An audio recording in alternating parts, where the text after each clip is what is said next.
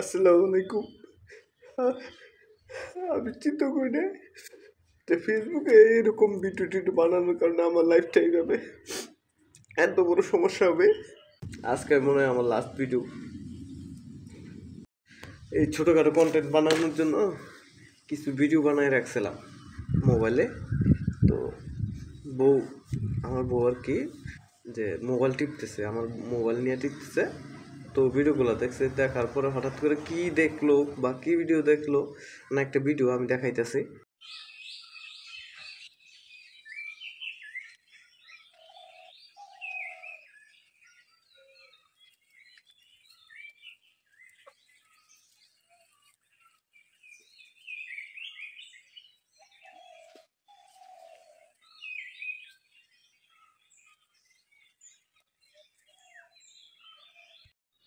Just একটু fun আর একটু ও এরপর থেকে কেমন জানি আমার উপর আমার সাথে কথা কয় না।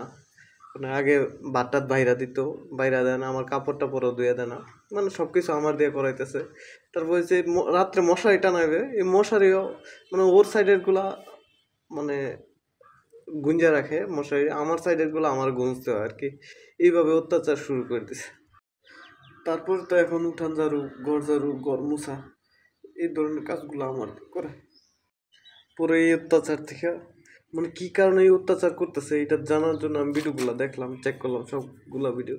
পরে দিই যে একটা ভিডিও করছিলাম 29 সেকেন্ড মনে হয়, এরকম একটা ভিডিও করছিলাম। মানে একটা মুরগা দুইটা মুরগি নিয়ে ও জঙ্গলার ভিতরে খাবার টাবার খাইতেছে। তো দেখলাম যে এইটা দেখে না তা নিয়ে করছে, মানে ওই একটা দুইটা মুরগি দেখছে। মানে ওর চিন্তা হলো যে আমার জামাই মনে হয় আরেকটা বিয়া করার চিন্তা করতেছে, এর লাগে অত্যাচার করতেছে। ভাই কি কমু এই প্যারা থেকে বাঁচতে কি করা উচিত আমি বুঝতেছি না। কি পরিমাণ কষ্টে যে আছি কি বলবো, বউয়ের জ্বালায় বলার মতো না। এখন তাই চিন্তা করছি আর ভিডিও টিডিও বানাবো না, আর এই বিপদে পড়বো না। ভালো থাকবেন সবাই, আসসালামু আলাইকুম। আমি শুধু একটাই সমস্যা তুলে ধরছি, যেমন হাজারো সমস্যা থাকতে পারে, আপনার পরিবার বা এলাকাবাসী অনেকে আপনাকে পাগলও বলতে পারে। তো আপনি এসব কানে নেবেন না, মাথায় নেবেন না, আপনি আপনার মতো কাজ করতে থাকেন, ইনশাল্লাহ ভালো কিছু পাবেন। উপদেশ দেওয়ার জন্য আর কি ভিডিওটা করা। আমার এই ধরনের কোনো সমস্যা নাই, আমার বউয়ের সাথে কোনো ধরনের সমস্যা নাই, এমনি জাস্ট ফান করার জন্য এই ভিডিওটা বানানো আর কি।